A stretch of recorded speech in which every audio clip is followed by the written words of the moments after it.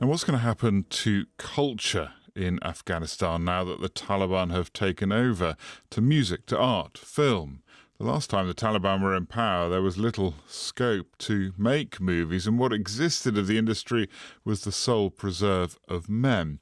After 2001, though, female filmmakers began to emerge. So what will happen to that generation of talent now? Our arts correspondent, Vincent Dowd, has this report. I'm an Afghan residing in Canada. I'm going to Kandahar to save my sister. She wants to commit suicide at the eclipse. When the film Kandahar opened in 2001, it was the first time many audiences had seen a feature film made even partly in Afghanistan. Kandahar was shot by a male director, but the story gave a realistic account of what life for women in Afghanistan was like. Everybody here is a threat or an opportunity. Gain your head. Lay down.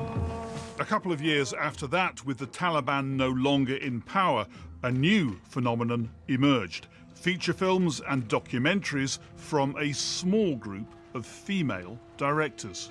Since the fall of the Taliban, my family has been dreaming of a restaurant where people could recite poetry and feel free again. Sonia Nassery Cole is Afghan-born but now US-based. She made the full-length drama The Black Tulip in Afghanistan, nominated in 2011 as the country's submission to the Oscars. She says even then, filming in areas where the Taliban still had influence was tricky. It was hell on earth making a movie anti-Taliban, and they were after me. The film is about Americans coming to Afghanistan and freeing Afghanistan from the Taliban, and people are feeling free again.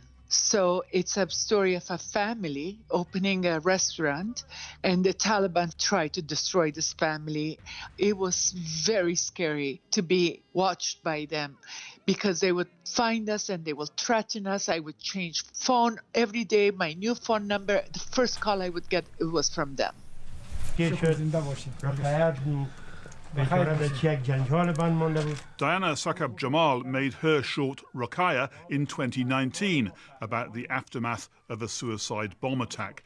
She says even recently, social attitudes meant working as a woman in film was not easy. When I started filmmaking in Afghanistan, the situation was not perfect, but the people of Afghanistan were so thirsty for a modern society. And of course, there were a lot of gender discrimination in Afghanistan, but we could go through that. We were free to film, we were free to shoot our documentaries and feature. And of course, there were so many issues and problems, but we had positive point of view to women that they dare to work, they dare to go to school.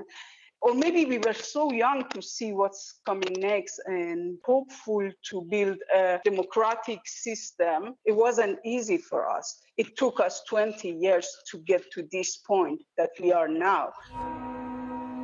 Sonia Nassery Cole has just finished another film, partly filmed in Afghanistan, called I Am You. She despairs that the return of the Taliban means all that was achieved in the nation's cinema has now suddenly gone. Probably I Am You is the last film we're going to see in 20 or 30 years from Afghanistan. It's the darkest period for artists, filmmakers, painters, singers, anybody that has anything to do with art, because they do not believe in art. They don't believe in men or women being actors or actresses or singers, directors, poets. Gone. Finished. Diana Sakab Jamal agrees. Everything is lost now. We lost a country, not only film industry. Do you think I can fight them with my camera and pen when they have gone?